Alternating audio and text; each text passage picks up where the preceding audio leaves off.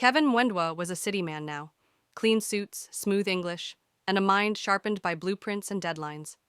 After years of building roads in Nairobi, his company sent him to his birthplace, Kitui, to oversee a rural road project. He hadn't been back in over a decade.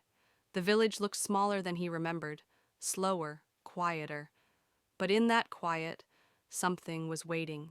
Her name was Mwende Mumo, a local artisan with no university degree, but with eyes that held wisdom no book could teach.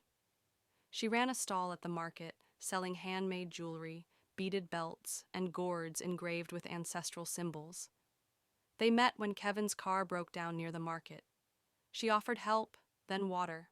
She spoke in fluent Kikamba, occasionally slipping into Swahili, and smiled without apology. She laughed at Kevin's stiff posture and offered to show him how to truly eat mutura, with hands, not forks. For the first time in years, Kevin didn't feel like a visitor. He felt seen. But love is never simple. Vanessa Wanjiru, Kevin's fiancée, arrived from Nairobi unannounced, her heels dug into Kitui's red dust like an insult. She scoffed at the huts, complained about the mosquitoes, and mocked the village girl Kevin had clearly grown fond of. To Vanessa, this place and Mwende was beneath them. She reminded Kevin of their wedding plans, their shared dreams of opening a firm in Westlands. "You're an architect," she said, "not a farmer." Kevin's heart twisted. Was Mwende just a phase, a village distraction? Or was she something deeper, something real?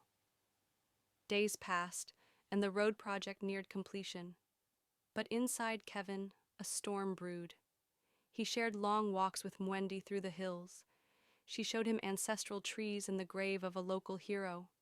He visited her home, where her grandmother served mukimo with pride. Kevin laughed more, slept better, and began speaking Kikamba with confidence again. But Vanessa was growing impatient. She gave him an ultimatum. "We leave next week, with me or without me." Kevin stood between two women, two worlds. One offered luxury, the other offered truth. On the day of his departure, Kevin packed his bags in silence. Vanessa waited in the car. Mwende watched from a distance, her expression calm, but her eyes wet. He looked once at Vanessa, then at the land, the trees, and Mwende. And just like that, Kevin chose. Not just a woman. He chose his roots, his rhythm, his identity.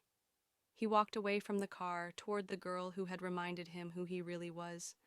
Months later, in the shade of a giant acacia, drums echoed through Kitui. Kevin and Mwende were wed in a traditional Kamba ceremony, surrounded by love, laughter, and the deep red earth of home. And the wind whispered through the leaves, as if the ancestors themselves were smiling,